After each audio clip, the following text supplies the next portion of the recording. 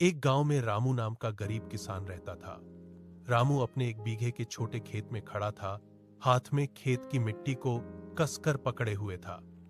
कल से लेकर अब तक उसके पेट में एक दाना भी नहीं गया था। वह हर दिन सूरज निकलने से पहले ही खेत में पहुंच जाता है। सूरज पूरी डूबने के बाद ही वह घर वापस लौटता है। वह मिट्टी को खोदता है, खेत में उगी घास को निकालता है, दूर के पानी स्रोत से पानी लाकर हर पौधे को सिंचाई करता है। वह दिन भर बिना रुके काम करता है, हर काम को पूरी मेहनत से करता है। वह किसी भी काम में कोताही नहीं बरतता है। फिर भी उसका खेत बहुत छोटा है। खेत से निकलने वाली फसल इतनी नहीं होती कि वह अपना पेट भर सके। हर बार मेहनत के बाद भी उसे खाने के लिए पर्याप्त अनाज नहीं मिल पाता है। पूरे इलाके में 1 साल लगातार सूखा पड़ा। एक भी बूंद बारिश नहीं हुई। निकट की नदी भी पूरी तरह सूख गई। रामू की लगाई हुई सारी फसल धीरे धीरे पीली पड़कर सूख गई। आखिर में एक दाना भी बचकर नहीं रहा। बहुत से किसान हार मानकर शहर में काम करने चले गए। कुछ लोगों ने रामू को भी उनके साथ जाने को कहा, लेकिन रामू ने हार नहीं मानी।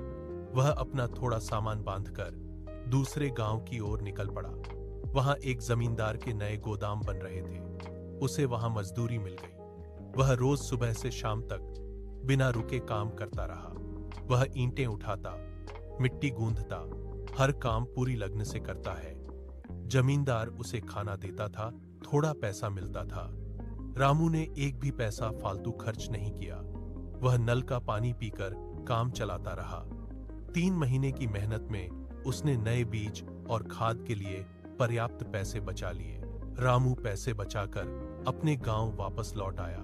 वह फिर से अपने छोटे खेत में नए सिरे से खेती शुरू करता है। उसने खेत के किनारे एक छोटा कुआं खोदा। वह रोज दूर के बचे हुए पानी के तालाब से 2-2 घड़े पानी लाकर हर पौधे की सिंचाई करता है। कंधे पर घड़े के वजन से गहरे निशान पड़ गए। वह एक कपड़े का टुकड़ा बांधकर भी काम करना बंद नहीं करता। लगातार मेहनत के बाद धीरे धीरे पौधे बढ़ने लगे, फसल अच्छी होने लगी। साल दर साल रामू की मेहनत रंग लाई। उसने एक बैल भी खरीद लिया। खेत का थोड़ा और हिस्सा साफ करके उसमें सब्जियां लगाई। अब उसके पास खाने के लिए पर्याप्त अनाज था। बाजार में बेचने के लिए भी फसल बचती थी। कुछ ही सालों में रामू पूरी तरह से आत्मनिर्भर किसान बन गया। उसे किसी के आगे हाथ फैलाने की जरूरत नहीं रही।